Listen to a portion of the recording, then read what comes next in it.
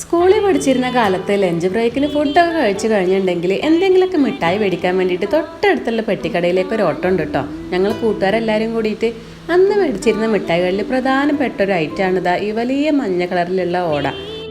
അത്ര ഹെൽത്തി അല്ലാത്തതുകൊണ്ട് ഇതങ്ങനെ എപ്പോഴും മേടിക്കാറൊന്നുമില്ല കേട്ടോ.